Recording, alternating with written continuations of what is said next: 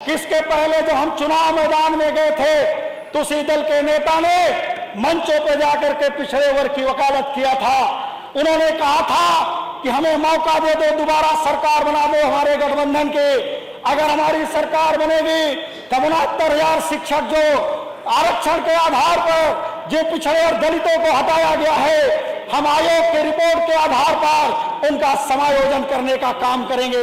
जिस तरह से आरक्षण के नाम पर एकल पद निकाल करके आरक्षण को खत्म किया जा रहा है, संविदा के नाम पर आरक्षण को खत्म किया जा रहा है, जब आरक्षण ही नहीं रहेगा तो आपको आरक्षण की बात कहां से उठाएंगे। सम्मानित साथियों, आज मैं कई दिनों से अभिभाषण पर, राज्यपाल जी के अभिभाषण पर चर्चा सुन रहा था।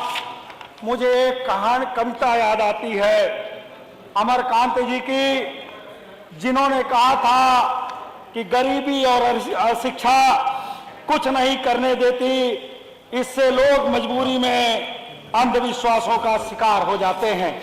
मैं ये बात इसलिए कहना चाहता हूं कि अभी तमाम राजनीतिक दल के नेता लोग बोल रहे थे, उसमें अपना दल सोनेलाल के नेता बोल रहे थे, उसमें तमाम हमारे नेतागण बोल रहे थे। उन्होंने क्रेडिबिलिटी पर सवाल उठाया। मैं सबसे पहले आज इस सदन के माध्यम से आदरणीय अधिष्ठाता महोदय आपके माध्यम से कहना चाहता हूं कि जिस व्यक्ति को अपने दल का नामकरण करने के बाद हम लोगों के आदर्श डॉक्टर सोनेलाल पटेल जी, जिनको मैं सदन के माध्यम से श्रद्धा सुमन अर्पित करता हूं और कहना चाहता हूं कि जब उनकी क्रेडिबिलिटी अपने नेता डॉक्टर सोनेलाल पटेल जी के प्रति नहीं है तो मैं समझता हूं कि उनके क्रेडिबिलिटी का कोई औचित्य इस सदन में नहीं होता है, उनको सवाल करने का कोई अधिकार नहीं है।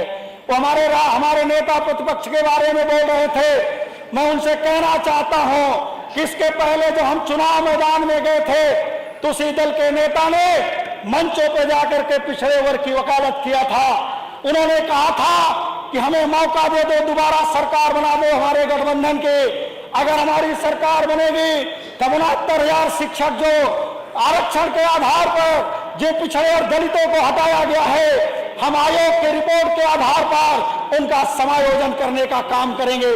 आज सरकार के लगभग 1 साल पूरे हो गए। मैं सवाल करना चाहता हूं ऐसे लोगों से जिन्होंने मंचों से उन नौजवानों को समायोजित करने की बात कहा था, जो पिछड़े और दलितों की बात करने वाली सरकार है, जो पिछड़े और दलितों के नाम पर वोट मांगने वाली सरकार है।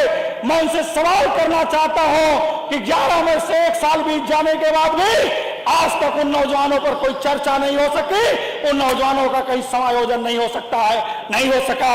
इतना ही नहीं, मैं जाति जनगणना के आधार पर वो कह रहे थे, मैं उनसे केवल एक बात कहना चाहता हूं, पिछड़े वर्ग होने के नाते मेरा निजी सवाल उनसे है कि अगर आप जाति जनगणना के पक्ष में हैं तो एक बात केवल आपको करना चाहिए कि आप जाति जनगणना के पक्ष में हैं कि आप जाति जनगणना के विरोध में हैं।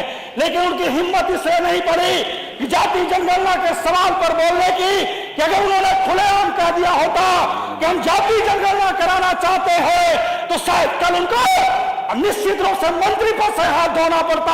इसलिए उन्होंने जाति जनगणना के सवाल पर स्पष्ट बात करने का काम नहीं किया। मैं लंबी बात न करते हुए केवल इतना कहना चाहता हूं कि सम्मानित साथियों, आज तमाम दल के नेताओं ने अपनी बात कहा। लोग कहते हैं पिछड़ों के आरक्षण का सवाल, दलितों के आरक्षण का सवाल। मैं उनसे कहना चाहता हूं कि दलित और पिछड़ों के आरक्षण की बात तो तब उठेगी जब आरक्षण रहेगा। आज जिस तरह से एकल पद के नाम पर, जिस तरह से आरक्षण के नाम पर एकल पद निकाल करके आरक्षण को खत्म किया जा रहा है, संविदा के नाम पर आरक्षण को खत्म किया जा रहा है, जब आरक्षण ही नहीं रहेगा तो आपको आरक्षण की बात कहां से उठाएंगे।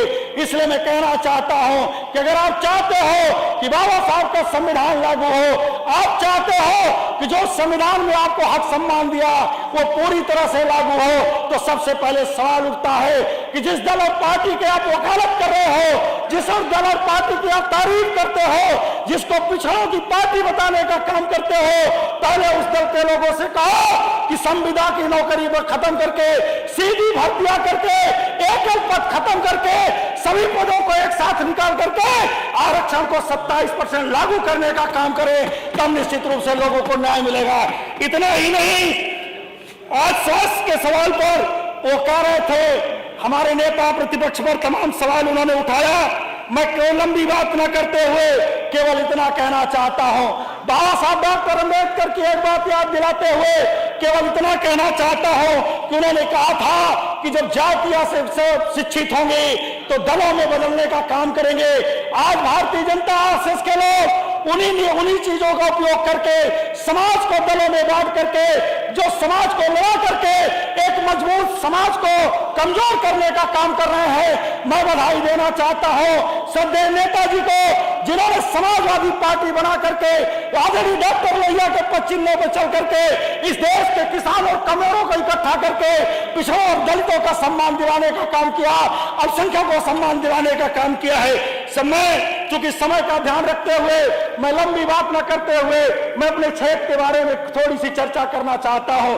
हमारे क्षेत्र में कई बार एक पुल का उद्घाटन किया गया, शिलान्यास किया गया, पूर्व के माननीय पीडब्ल्यूडी मंत्री द्वारा भी उस पुल के उद्घाटन का काम करने का काम किया गया, लेकिन आज तक उस पर कोई बजट नहीं ऐलान हो सका है। इसलिए निवेदन करना चाहता हूं कि जो परानीपुर से हंडिया को जोड़ने वाला पुल है उसके निर्माण कराने की आवश्यकता है।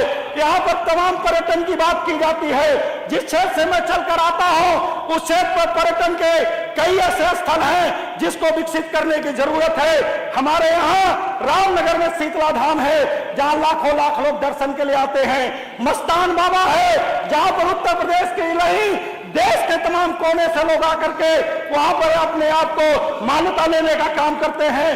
पहाड़ी महादेव है, और इतना नहीं, मैं कहना चाहता हूं हमारी विधानसभा चूंकि गंगा जी के किनारे है, इसलिए तमाम क्षेत्र से लोग उस शमशान घाट में लाशों को लेकर आने का काम करते हैं। छतवा घाट है, बिजौरा घाट है, महवा घाट है, डॉक्टर रसीम कुमार है, लेकिन आज तक वहां पर न बैठने की व्यवस्था है। डॉक्टर रसीम कुमार, सड़कें पूरी तरह से जर्जर है। माननीय जी, मैं अधिष्ठाता महोदय, हमारे पास काम है, मैं टेबल करना चाहता हूं और आपसे निवेदन करता हूं उसको हमारे वक्तव्य में जोड़वाने का कष्ट करें। बहुत बहुत धन्यवाद।